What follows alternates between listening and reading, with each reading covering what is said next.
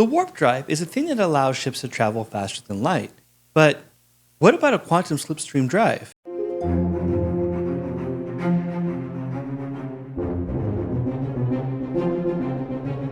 Hey Trekkies, Christian Fox here with another video for you.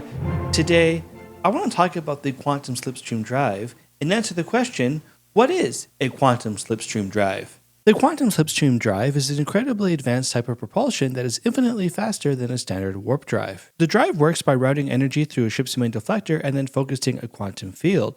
This allows the ship to breach the quantum barrier and enter slipstream. For a ship to travel safely in slipstream, the phase variance of the quantum field had to be adjusted or the ship would be thrown back into normal space. Just as Harry Kim, who got everyone on Voyager killed, but more on that later. The quantum slipstream drive first appears in the Voyager Season 4 final, Hope and Fear. In the episode, Janeway and the gang encounter a super friendly alien who's definitely not evil named Arcturus. Arcturus can understand languages instantly after only hearing a few sentences. Luckily, Arcturus is able to decode a message that Starfleet sent months earlier. The message sends them to a new Federation ship outfitted with a fancy-smancy quantum slipstream drive, which will get them home in a few months. If you think it's all a trap, you'd be right. Turns out it's all an elaborate ruse by Arcturus to lure Voyager's crew to his homeworld, which has been assimilated by the Borg. Arcturus blames this on Janeway and her alliance with the Borg during the Species 8472 crisis. In the most Curb Your Enthusiasm ending ever, Janeway and Seven get away, leaving Arcturus to get assimilated. Voyager, during all this, made its own version of the slipstream drive to catch up to Arcturus' ship. Voyager is able to use it for an hour and travel 300 light years before it collapses. Unable to use it anymore, they dismantle it and save it for a rainy day. That rainy day comes in the Season 5 classic episode, Timeless.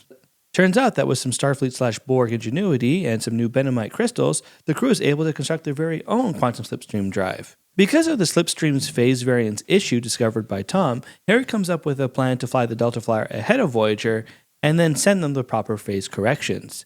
Everybody is super hyped and they enact the plan. Chakotay pilots the flyer while Harry sends the phase corrections. Things go badly and Voyager crashes on a nearby planet, killing everybody. Harry and Chakotay make it back to Earth. Less than thrilled with the results, a disgruntled Harry and Chakotay spend the next 15 years trying to make things right and save the crew. To do this, they find Voyager and bring the Doctor and Seven's body. With the frequency of Seven's interplexing beacon determined by the Doctor, Harry sends the proper phase corrections via stolen Borg tech back in time to Seven's cortical node. Although the initial corrections don't work, Harry is able to send corrections that safely destabilize the slipstream, allowing Voyager to return to normal space. Voyager's little trip got them 10 years closer to home. The slipstream drive is again shelved and not seen again until Star Trek Prodigy. In Prodigy, Janeway's ship, the Dauntless, has a less sophisticated version of the drive. And yes, it looks exactly like Arcturus' fake Federation ship. The drive also appears in Discovery, with Book's ship using the drive complete with Benamite crystals.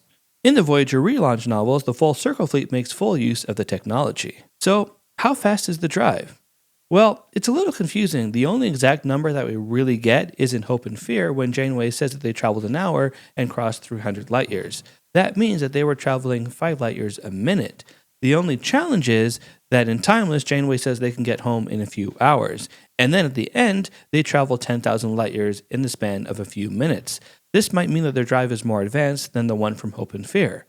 So based on that, they can travel around 3,000 light years a minute. Of course, this could all be wrong, but either way, it's really frackin' fast. The quantum slipstream drive is a very cool piece of tech that is great for special occasions. But what about the good old-fashioned warp drive?